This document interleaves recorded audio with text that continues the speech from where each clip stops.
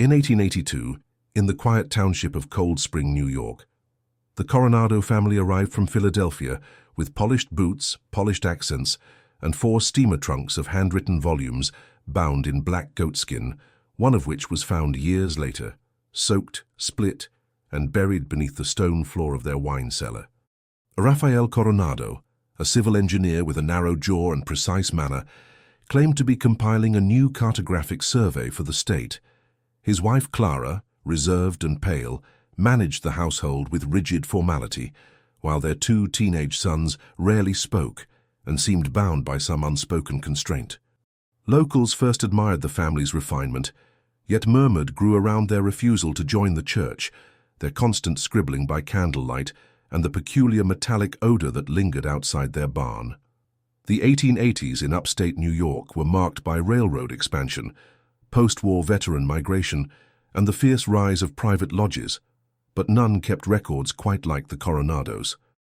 In 1889, a clerk's ledger noted a shipment of lime, 12 feet of iron chain, and 7 sealed crates delivered to the estate, signed only R.C. Why did no one question their disappearance until the first manuscript was opened? The Coronado family were considered dignified transplants. Rafael, a state engineer, Clara, a meticulous hostess with violet-scented gloves.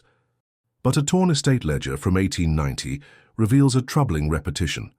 Weekly orders of ink, arsenic compounds, and blank parchment under alternate names, just as neighbors reported soft groaning noises near the orchard at dusk. The first mention of unease appeared in the 1883 property tax register, an annotation in cramped script reading: main residence occupied, outbuildings inconsistent with original plat.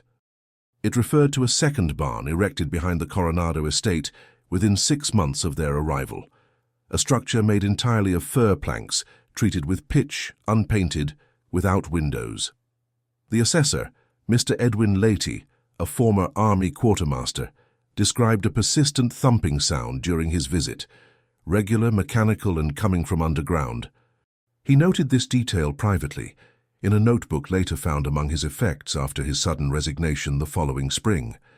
Mrs. Anna Prewitt, a widow who lived on the adjacent parcel, recalled in a deposition dated June 1890 that the Coronado estate had become quiet to the point of unnatural, despite housing 4 persons.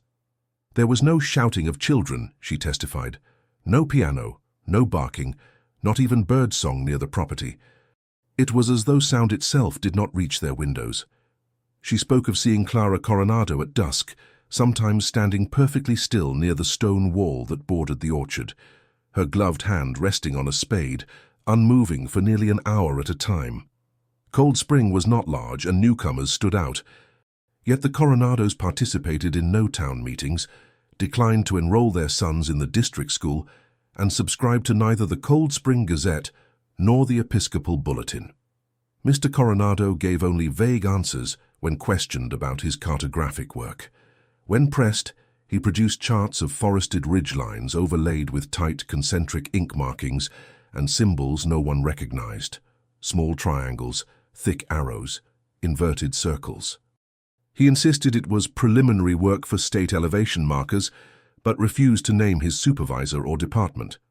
In October 1884, a servant named Lillian Pike entered the household as a laundress. She was 19, robust, and newly orphaned. Her brother Thomas, a grocer's apprentice, recounted her state after 3 weeks of employment: withdrawn, unusually pale, and subject to recurring nosebleeds. She claimed the water in the house had a brassy taste, and that the cellar stairs were always slick. In her journal, recovered from a trunk after her sudden departure, she wrote of a noise behind the walls, not rats, not pipes, a rhythm like something breathing deep but slow. She was dismissed after she knocked over a lantern in the second barn. The fire was minor and contained, but from that night onward, the Coronados ceased accepting domestic help. The barn door, charred at the hinges, was reinforced with external iron bolts, and a crude copper triangle was fixed above it. No reason was given. Then came the first formal report. On February 13, 1885, Constable Eli Wexham filed a notice regarding unauthorized excavation. He had been alerted by a post courier, who found the western trail impassable due to collapsed earth near the Coronado orchard. Upon inspection, Wexham discovered a trench 8 feet deep and 30 feet long, half covered by pine branches. The soil had been removed with precision, and shovels lay neatly stacked nearby. Inside the trench, wooden crates stood upright in a row, each marked with tar-based numerals 03, 07, 11. They were nailed shut. The family offered no explanation when questioned. Wexham's complaint reached the town clerk, but no citation was issued. The clerk, a man named Harmon Vell, later admitted under inquiry that the Coronado patriarch had produced letters bearing a state seal, which appeared authentic but lacked any corresponding registry. When asked if he'd kept a copy, Vell replied, "He requested it returned. I obliged." A deep unease took hold among the surrounding residents. Mail carriers began refusing to deliver directly to the Coronado gate, citing the unnatural silence and the smell, like iron soaked in vinegar. The local veterinarian, Dr. Elijah Carter, visited the property in April 1886 at Clara's request to tend to a draft horse that had collapsed near the second barn. He reported the animal had suffered from what appeared to be phosphorus burns along its mouth and neck. "No cause I could determine within the bounds of husbandry," his report stated. When he asked to see the feed store or tack room, Clara declined. The horse was euthanized, buried by the family the following morning without notifying the town's disposal office. In June of that same year, parishioners at St. Luke's began to whisper of the Coronado boys, Julian and Elias, who had once been glimpsed briefly at a market but had not been seen for nearly a year. Rumors spread that the family had sent them to a boarding school in Albany, but no records from any institution confirmed their enrollment. A letter of inquiry by the town schoolmaster, Edwin Pratt, received no reply. One early morning in July, Mrs. Prewett claimed to see a young figure standing behind the attic window of the Coronado house, unmoving for several minutes, before vanishing when she waved. She reported this in a letter to the Ladies' Mutual, but no action was taken. The air near the estate was different. Thicker, locals said with a faint vibration, as if a low-frequency hum issued from the earth itself. Birds no longer nested in the trees along the orchard perimeter. The orchard itself, once bearing pears, began to show blackened bark and fruit that twisted before ripening. Reverend Ambrose Kenner, who led the Whitsunday procession in 1887, instructed the children not to approach the Coronado gate.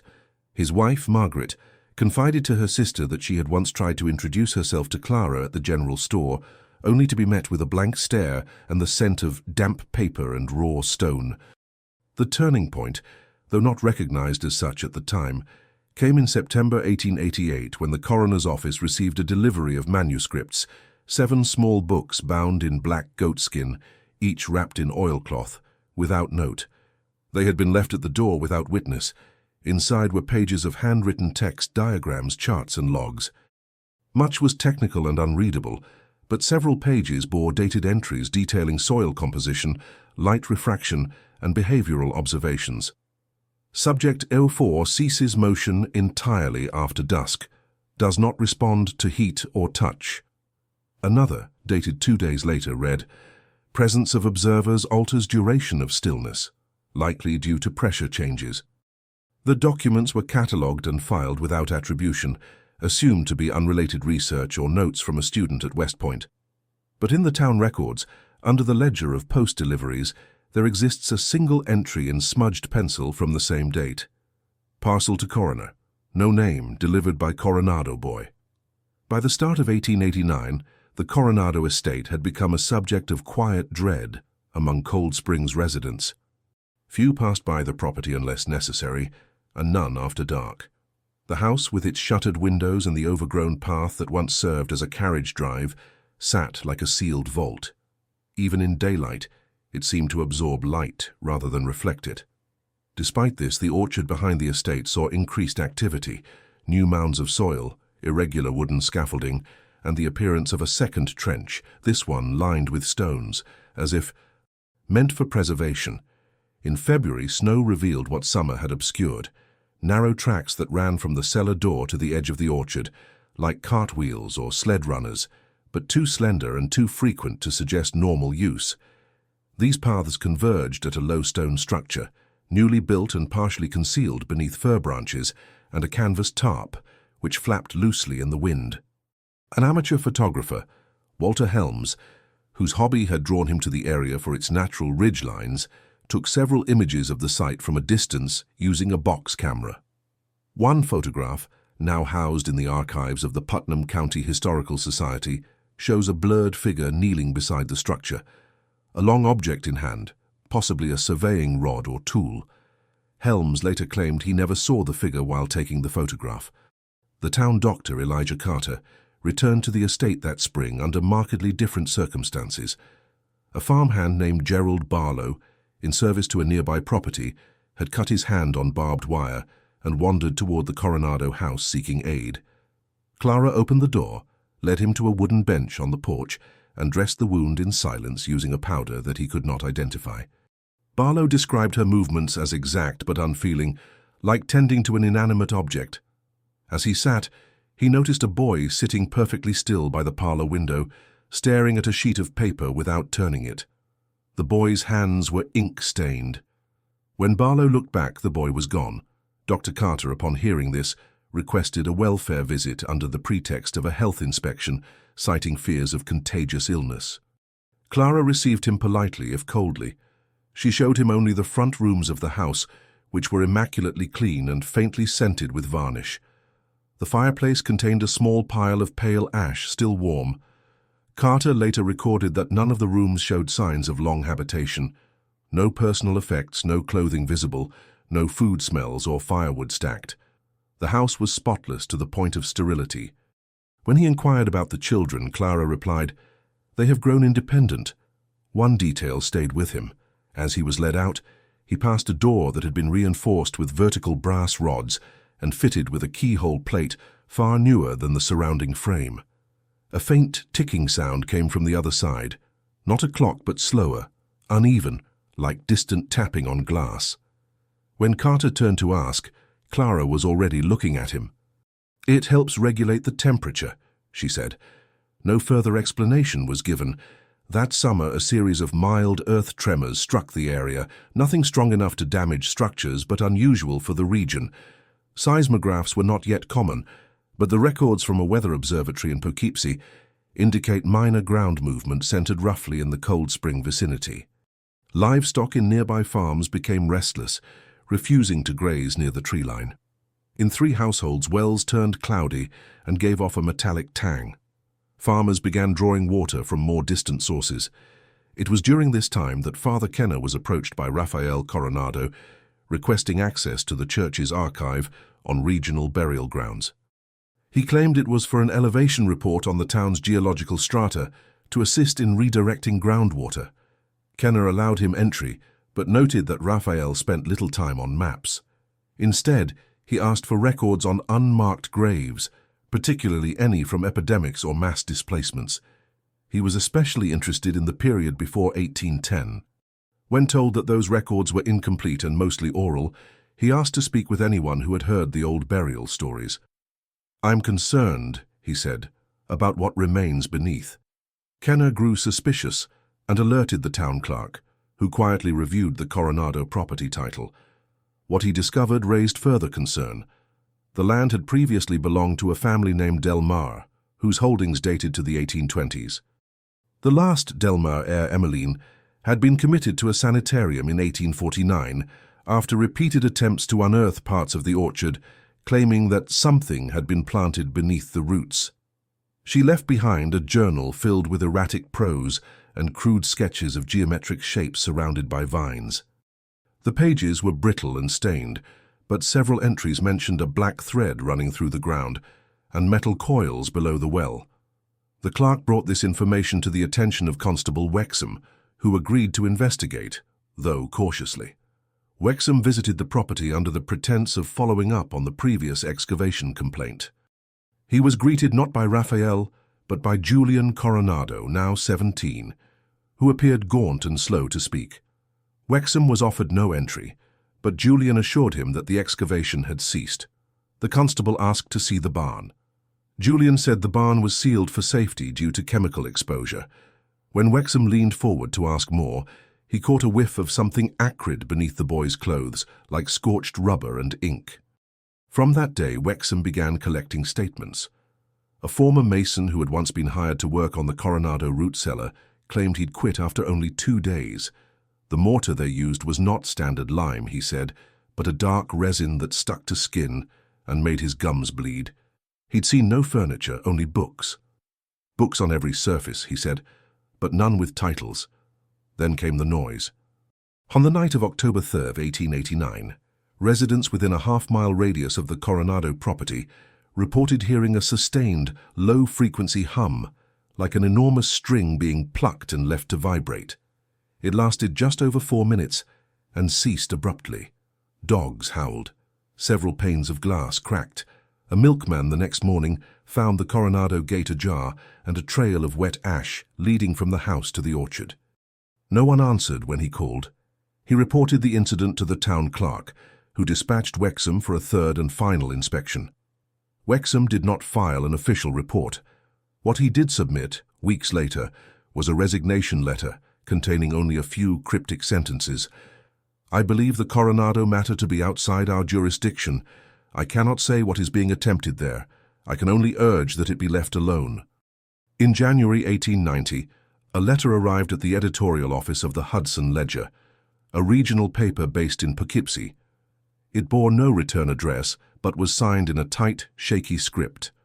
"A witness near the orchard." The letter described prolonged nocturnal disturbances, tremors, and unlawful manipulations of the dead.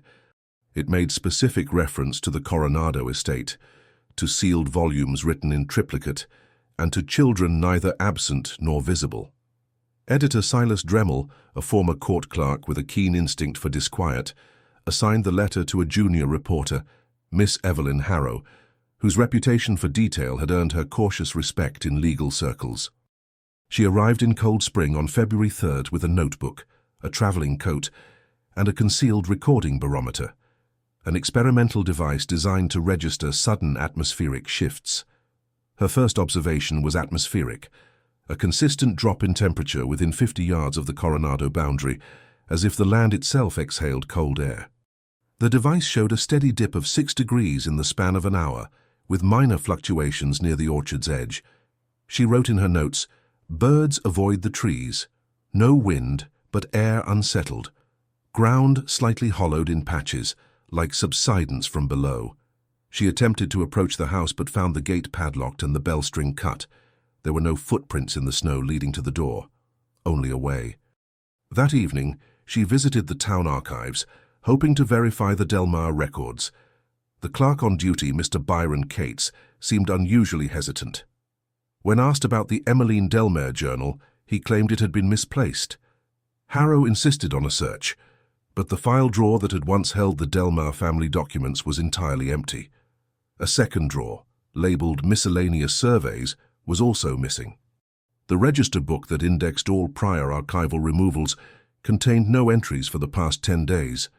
When asked if anyone had accessed the archive recently, Cates replied, "Not officially."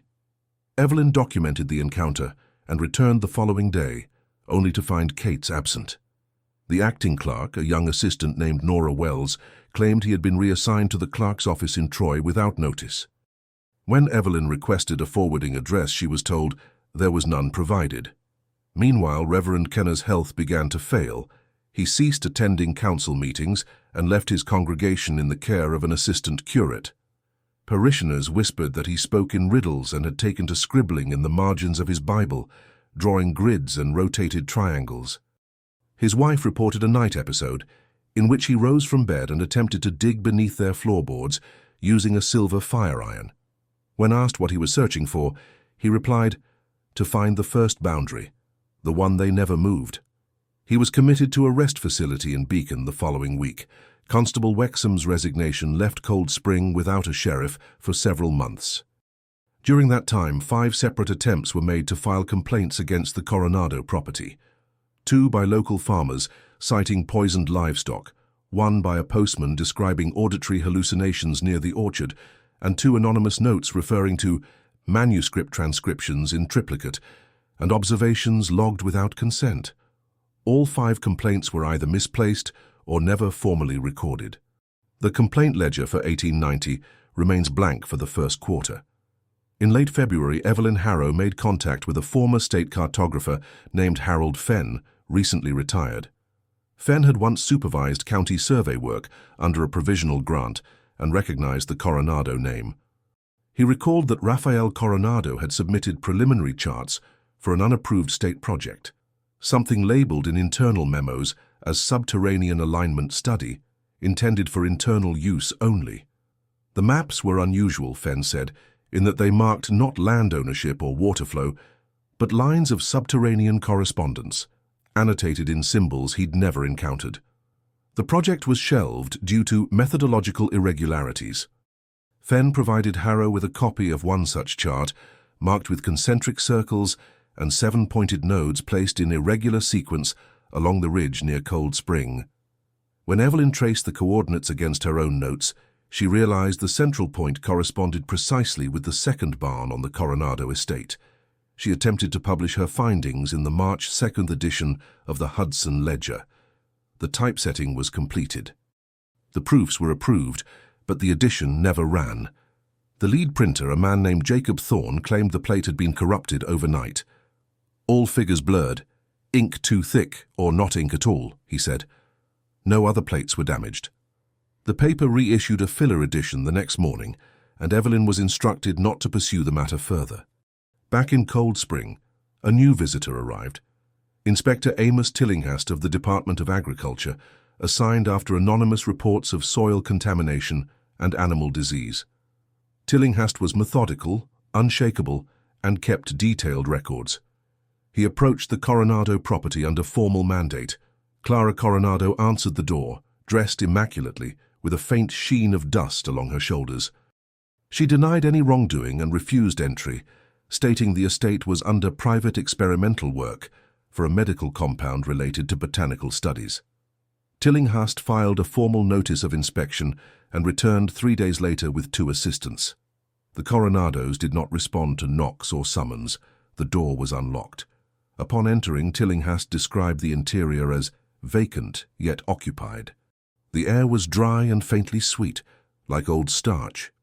Every surface was covered in parchment, sheets, fragments, volumes bound in black, and stacks of loose paper. Some contained algebraic formulations. Others were logs, each marked with dates and 3-letter codes. None bore signatures.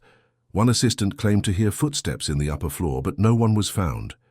The cellar, when opened, revealed a tunnel descending sharply, supported by iron beams welded in place. Tillinghast chose not to descend. Instead, he collected 15 sheets of paper at random and sealed them in a state envelope. He filed his report in Albany. 3 days later, he was found dead in his boarding room, his lungs filled with fluid, though no illness had been previously diagnosed. The envelope was never recovered. By April, tensions in Cold Spring reached a quiet breaking point. Neighbors began locking their doors in daylight. 2 children who had approached the orchard to retrieve a stray hoop fell ill with what the doctor called nervous exhaustion, a term used when symptoms presented without medical cause. They described seeing a black window in the dirt and hearing scribbling underneath. No further entries were made in the town records concerning the Coronado family. No taxes were paid for 1890. No census enumerator marked them present or absent. Yet candlelight was seen in the upper rooms well into May. The barn door was repaired with fresh timber, and the orchard trees bore leaves, though no blossoms. Evelyn Harrow, now writing in private, began compiling what she called the orchard transcripts. In her final entry for that spring, she noted, "Something has been hidden not just under the soil, but within the paper. They are writing something into the ground." In June 1890, a private investigator named Henry Alcott arrived in Cold Spring, having been hired not by the town or any agency, but by a retired professor of chemistry from Bard College. The professor, Dr. Wallace Quine, claimed to have once corresponded with Rafael Coronado about a proposed joint study in mineral toxicity and ink preservation techniques. Those letters, dated 1884 and 1885, abruptly stopped. but not before Coronado had made reference to a compound extracted from heat-treated vellum and the absorption of meaning through layers. Quine, troubled by recent rumors and the sudden disappearance of his former colleague, commissioned Alcott to determine whether the Coronado family was still alive, and if so, in what condition. Alcott, a tall man with a grey beard and methodical speech, kept detailed logs of his movements. His initial entry described the town as small and disjointed, suffering from silence. He interviewed townspeople discreetly. Most were reluctant to speak, but some offered fragments. One recalled hearing metal wheels turning during windless nights. Another had seen Clara Coronado sweeping the garden with a brush made of wire filaments.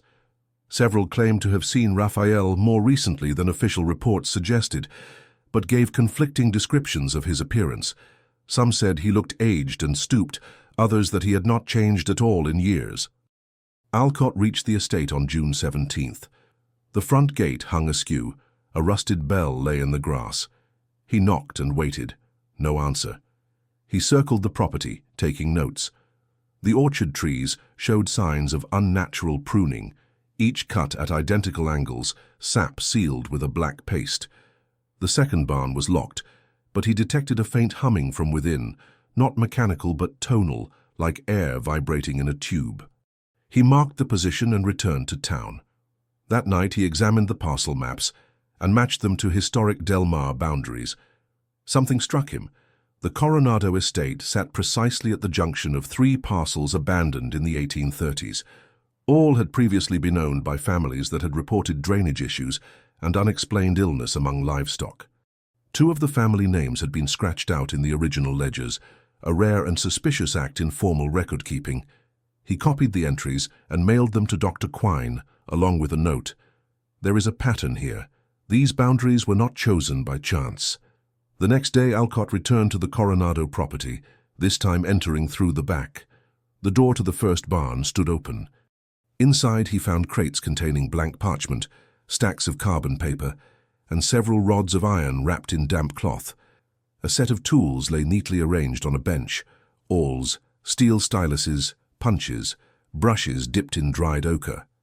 He lifted one crate lid and found tightly rolled sheets bearing identical markings, rows of dense script, repeated 3 times on each roll, the ink fresh on the top layer and faded beneath. On the far wall of the barn hung a length of canvas, painted with circular glyphs. In the center was a single phrase in English: "The transcript is not the text." He photographed it with a pocket camera. That negative was never found. He approached the house again but did not knock. This time he walked the perimeter slowly. On the south side, beneath an eave, he saw a grate, an air vent or discharge pipe, no larger than a lantern base. A faint draught issued from it, carrying a warm, pungent odor like boiled leather. Alcott made note and retreated. That night he documented a series of dreams: doors without hinges, voices reciting letters out of sequence, rooms full of blank books that burned without smoke. When he returned to the barn 2 days later, it had been stripped. The crates were gone. The canvas was no longer on the wall. The dirt floor had been swept. Alcott reported the disappearance to the local magistrate, who told him plainly, "The town does not pursue Coronado matters. That was decided long ago." No clarification followed. On July 3rd, Alcott entered the orchard alone. He found evidence of excavation deeper than previously reported. Several square plots had been opened and filled again with precise soil layering. Stakes marked in Roman numerals stood at intervals, each affixed with narrow strips of brass. One bore what appeared to be an engraving plate. He removed it and found the imprint of a passage written in reverse, as for transfer printing. It read, "Ink does not preserve, it transmits." The day after this discovery, Alcott checked into the Cold Spring Inn under a false name. He contacted a telegraph office and wired Dr. Quine. "I have cause to believe the manuscripts were never intended for reading. They are procedural, ongoing." Before the reply could be delivered, Alcott was gone. The innkeeper, Miss Mary Langridge, told authorities he left early on July 5th, stating he would head into the high woods for clarity. His room was left in perfect order, save for 2 things: A broken stylus beneath the mattress and a sheet of parchment taped inside the wardrobe door bearing the final sentence, "We must not mirror what is incomplete." No formal search was conducted. His disappearance was marked as voluntary absence. That summer, Evelyn Harrow returned to Cold Spring. She no longer worked for the Ledger. Her notes had grown darker, less structured.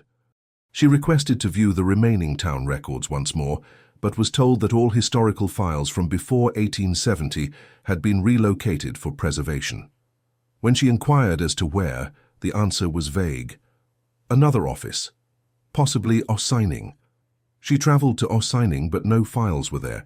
She returned to the Coronado estate on foot, documenting her impressions aloud using a wax cylinder recorder borrowed from a colleague. Only one cylinder remains from that visit. The recording begins with ambient wind, then Harrow's voice. "Third hour. I have reached the orchard. The trees are humming faintly. A path of scorched grass leads toward the cellar. No footprints, no animals. The paper they used, it is not archival. It flakes too easily. I have found fragments along the trench. The ink seeps into the fibers. No surface remains clean." Then a pause. Her voice resumes, strained. "The ground is inscribed, beneath the soil in the pattern of the roots. This was never about the documents. The text was just the method." At that point, the cylinder ends in a brief, sharp whine, likely mechanical, but no continuation was found. By the end of 1890, the Coronado house had gone completely silent. Windows shuttered, no candlelight, no signs of movement. The post office marked their box as defunct. The tax office issued a final notice, which was returned unopened with only a smudge of ink where the name should have been. And yet, late into November, a farmer passing the orchard after a freeze claimed to see tracks in the frost. Long lines, as if something had been dragged from the center of the orchard back into the barn. When asked how he could be sure, he replied, "Because the marks weren't just in the frost. They were beneath it." On March 8, 1891, a winter storm brought down several trees along the southern edge of the Coronado property. One of them, a massive red oak, collapsed into the orchard trench, exposing a fissure beneath the soil. The following morning, 2 local men, hired to clear the debris, noticed something metallic glinting under the root base. The object, later identified as part of a mechanical pulley system, was fastened to a set of rails buried just below the surface. Rails that extended under the orchard and terminated against a stone wall, previously thought to be a natural outcropping. The men reported the discovery to a deputy constable, who, lacking authority to enter the estate, relayed the information to the county assessor's office. A team from the Department of Infrastructure arrived days later, under the pretext of surveying for storm damage. They entered the orchard with hand tools and a portable lantern press. What they uncovered behind the wall would become the subject of sealed depositions and missing records for decades. Behind the stone barrier was a door, not a conventional structure, but a tall iron panel set into the earth, its seams lined with a sticky resin and its surface marked with hundreds of tiny indentations. When the door was forced open, the air that escaped was stale and bitter, like vinegar and old ash. A narrow staircase led down, cut into stone and reinforced with riveted iron ribs, damp with condensation. The descent was slow, cautious, each footstep echoing in disproportionate volume.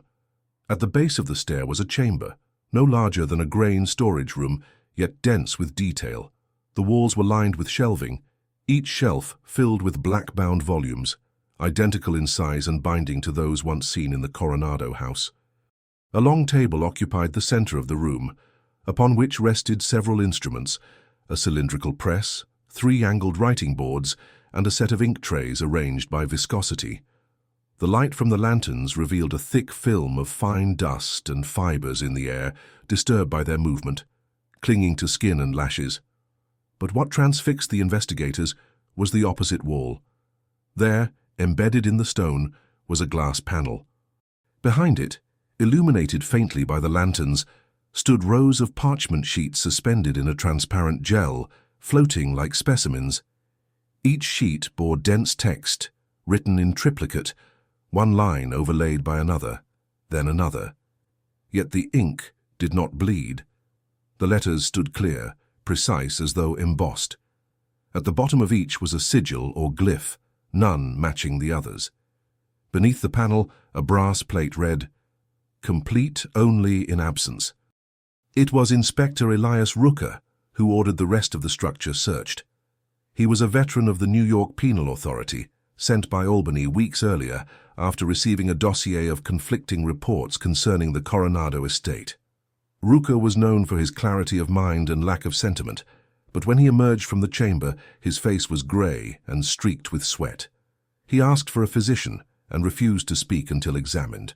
The only words he gave before departing Cold Spring for good were, "It's not the writing, it's what the writing does." 3 men remained behind to inventory the contents, a surveyor, a clerk, and a medical examiner.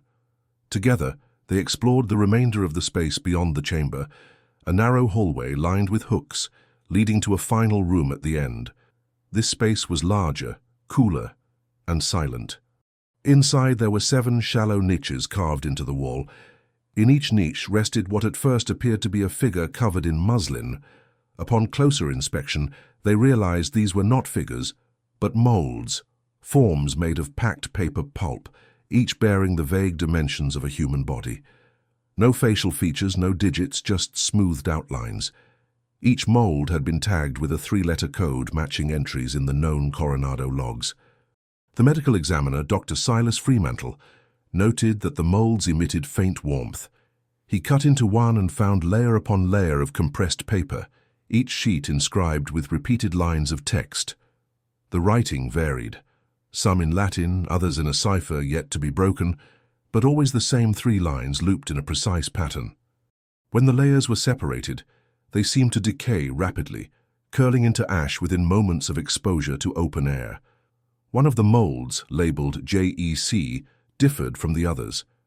It had a visible indentation where the sternum would be, and within it, embedded between 2 layers, was a brass mechanism resembling a clock spring, interlaced with what appeared to be sinew. A drop of viscous fluid clung to one of its teeth. Fremantle extracted the mechanism with gloved hands and placed it into a sample jar. The moment the lid was sealed, the room's temperature dropped by several degrees and a low hum vibrated through the floor.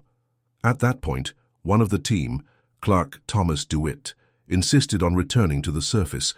His skin had broken into hives, and he claimed he could hear ink drying. His words were dismissed as stress. He did not return the next day. No formal resignation was filed. The chamber was sealed. The books and molds were removed in crates and documented under anonymous estate recovery. No press was notified. The official explanation provided to the public was the discovery of archival materials related to early land use. 2 days later, a boy fishing near the Cold Spring River mouth found a sheaf of parchment wrapped in oilskin, wedged between 2 stones along the bank. He brought it to the postmaster, who unwrapped it. Inside were 20 pages, each soaked but legible. The lines were tripled again and again, not in ink, but in what turned out to be coagulated animal blood, treated with a stabilizing agent.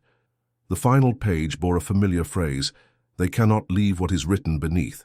The boy was taken in for questioning, then released. He never spoke of the find again, and his family moved to Syracuse the following month.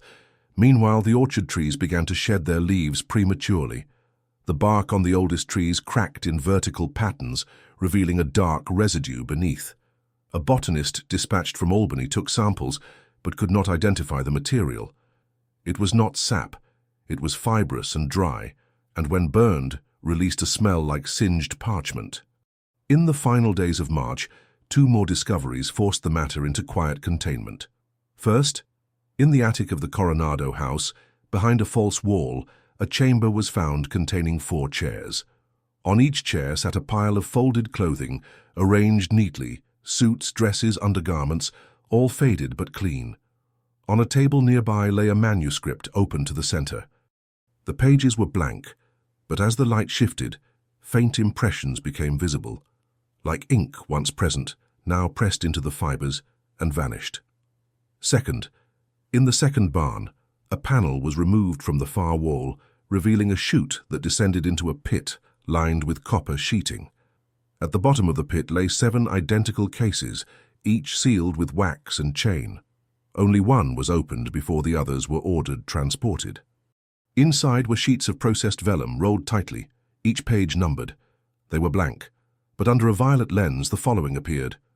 Julian, page 043, Clara, page 0131, Elias, page 067, Raphael, page 001. No bodies were found, no death certificates filed, just a statement logged by the final surveyor to leave the site. The text was not lost, it was used. April 1891 began with an unseasonable warmth that pressed dampness into the soil and swelled the air with an earthy bitterness. The Coronado estate, though fenced and declared sealed by county order, drew attention from those who had long kept silent. 2 local masons, Thomas Yule and Ephraim Crossley, who had once worked on the property in its early years, approached the town clerk with concerns. They claimed they'd seen parts of the house blueprint that never appeared in public records. A sublevel, they said, not designed for living quarters or storage, but for containment, angled like a vault. No further explanation was given. Both men refused to sign written statements.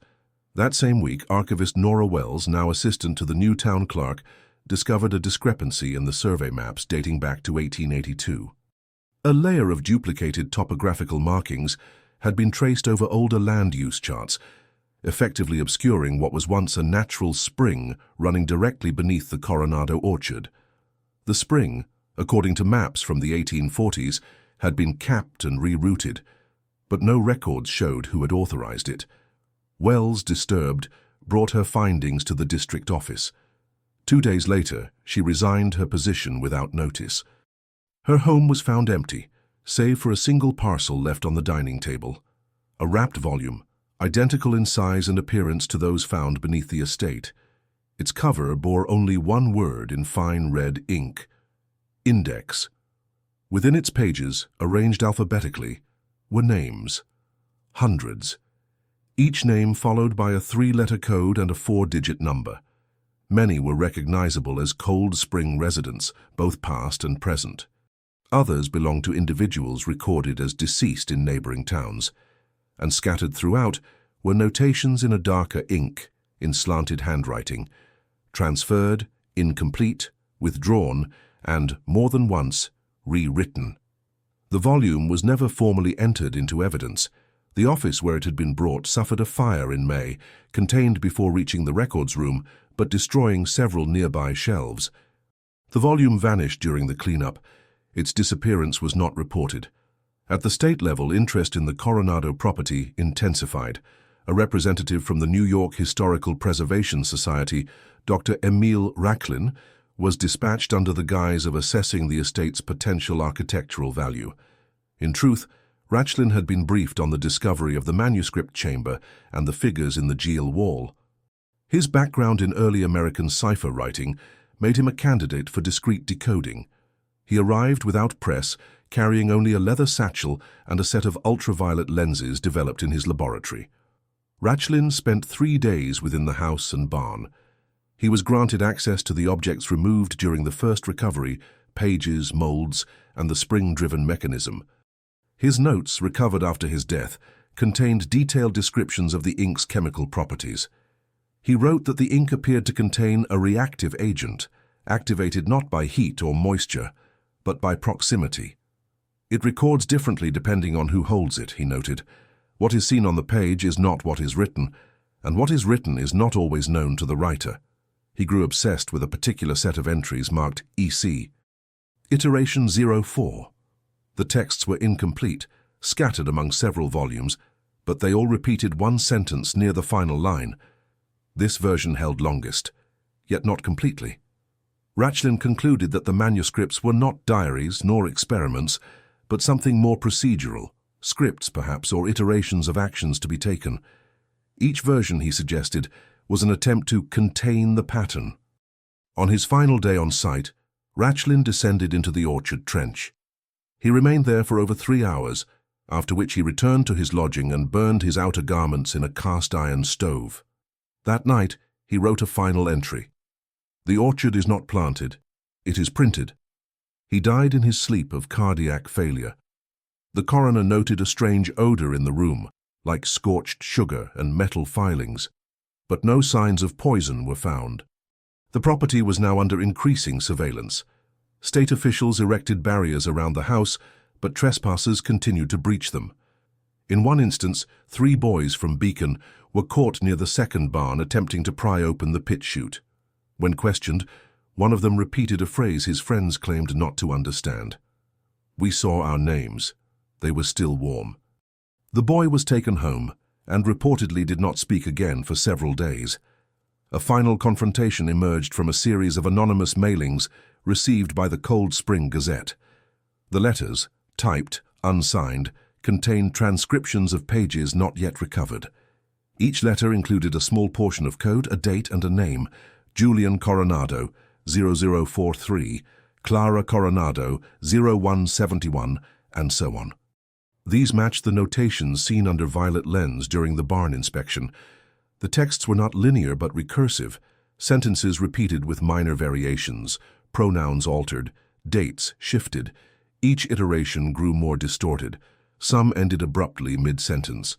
Others included strange corrections: subject complied, subject observed, subject resubmitted. No context was given. Her final note, delivered weeks later, contained a list of 5 names followed by a single line. The last version begins before the first.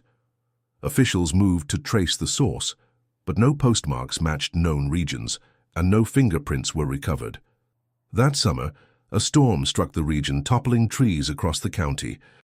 When workers cleared debris near the estate, they discovered a collapsed section of the orchard trench had opened once more. Below it, preserved by the storm's sudden pressure, was a second chamber, previously undetected. This chamber was smaller, not lined with volumes but with mirrors, 12 in total fixed into the walls, angled inward. At the center, atop a pedestal of cemented ash, rested a single folded page. It bore no ink, but when held at an angle, impressions could be seen in the fibers, indentations made not with a pen, but with heat. The page bore only a symbol, a looped triangle intersected by a double line. No one could interpret its meaning. Yet when one of the officials placed his hand on the page to steady it, his skin blistered within seconds. He screamed that the paper was vibrating. When removed, the page bore no damage. The chamber was resealed. The mirrors were catalogued, but none showed reflection once removed from the site. They were dark, opaque, and heavy, like polished stone. What remained was the orchard, silent now, the ground brittle with ash. No birds returned to the branches. No insects buzzed near the bark. By August, the last of the leaves had fallen, and beneath them once again lay fragments of parchment, small strips, blank on one side, smudged with ink on the other. Local children began collecting them like relics. One girl, 6 years old, told her mother, "They talk when I hold them near the stove." Her mother burned the strip that night. The ash left behind bore a symbol identical to the one found in the mirror chamber. No one mentioned the Coronado family again, but the manuscripts, incomplete and fractured, had already been copied, transcribed, relabeled, sent, and some, even now, remained unfinished. By early 1892, the Coronado estate was no longer a topic of active investigation, but of administrative redirection. The New York State Registry of Properties listed the land as Unrecoverable Parcel 107C, effectively removing it from commercial or civil use. No public announcement was made. A wire-fenced perimeter was installed at a 20-yard radius from the main house and patrolled by men in plain coats, who neither identified themselves nor engaged with local residents. Their uniforms bore no insignia. When questioned, they produced letters stamped with departmental seals that no clerk could later verify. The few remaining members of the town council, who remembered the first arrival of the Coronado family, had either resigned, relocated, or passed away. Reverend Kenner, having briefly recovered, died in his sleep at the facility in Beacon without ever returning to his congregation. His widow left behind a collection of annotated Bibles, the margins filled with partial names and sketch diagrams resembling orchard rows overlaid with numerical grids. The books were boxed and sold at auction. Only one was ever recovered, found decades later in a private estate near Albany, its pages brittle with salt. A closed hearing was held in Albany that spring. Present were delegates from the Department of Public Records, the State Medical Examiner's Office, and a representative from the Bureau of Cartographic Affairs. No minutes from the session survive, but letters between attending officials reveal growing frustration. Dr. Malcolm Ames, who testified as an independent consultant, wrote to a colleague, "The matter is neither medical nor geographical. It has no jurisdiction. It is instead a recursive file. Every document added causes another to vanish." A short time later, the entire case was sealed under Special Cultural Protections 14b, a rarely invoked provision intended for sensitive anthropological findings. Under this classification, all related documentation was withdrawn from the public archive. The warehouse holding the crates retrieved from the Coronado cellar was closed due to an unexplained infestation. Employees reported the presence of fine black fibers in the ventilation system, which caused skin rashes and temporary memory lapses. One clerk claimed to have processed the same intake form 5 separate times, each under a different date and author. No medical explanation was offered. The Cold Spring community, left without recourse, did what most towns do when confronted with something too deep to understand. It erased it. The Coronado name was removed from directories and land records. Children were instructed not to trespass. The orchard, once a fixed point in local geography, began to vanish from reference altogether. A 1893 edition of the Hudson Valley Railroad Atlas shows a blank square where the estate once sat, labeled only as cleared land. Only one person was ever formally questioned in relation to the case, Evelyn Harrow. She was located living alone in a boarding house in Yonkers, withdrawn and in poor health. Her notebook was found open on a table beside her, its last entry reading, "Ink is a tool, not a record. It captures nothing unless you obey the sequence." When pressed by a field agent for the Historical Bureau, she recited a list of dates and page numbers, none of which matched any known calendar. She claimed the Coronado family had never disappeared because they were never completed. She died before further interviews could be conducted. Her personal effects were boxed. Among them was a sealed envelope containing a single sheet of parchment and a hand-drawn map. The parchment bore 3 lines of text written in a slow, curved hand. "I am now subject 001. I have transcribed the event. It has now been written." The map marked a location outside of Cold Spring, deep within a wooded ridge. No excavation was attempted. Within a year, the physical structures of the Coronado estate were gone. The house was consumed in a fire that occurred during a thunderless night in October 1893. No lightning was recorded. The flames left a perfect circle of scorched earth surrounding the foundation. The barn followed 2 months later, collapsed under its own weight during a calm snowstorm, according to the few still watching. Following the structural collapse, the orchard soil was found to contain thin deposits of carbonized paper, so finely layered that when lifted, the fragments resembled aged skin. A botanist from Mount Kisco took samples and reported cellular structures that appeared not organic but compositional. His report was shelved, and he was reassigned to a greenhouse study in Elmira. The Coronado land was eventually purchased by a silent investment firm. The purchase required no deed transfer and no surveyor's validation. It remains listed today as private conservation property, inaccessible to the public. No signage, no fencing, no path, just coordinates. Still, letters occasionally arrive at the Cold Spring Town Hall, postmarked from distant cities, containing only fragments of manuscript pages, always in triplicate. In the years that followed, Cold Spring transformed. The rail lines grew quiet, the post office changed hands, and the orchards around the town were replanted with apple and cherry trees that bore fruit without issue. But the land once owned by the Coronado family remained untouched, avoided even by surveyors tasked with new zoning efforts. The coordinates existed on paper, but not in practice. The roads simply curved away. By 1895, all remaining documentation connected to the Coronado case had either been destroyed, misplaced, or relocated under uncertain pretenses. A set of crates labeled Orchard Study Confidential was sent to the State Archives in Albany, only to arrive empty. Shipping logs showed the weight had dropped by over 200 pounds during transit, but no tampering was recorded.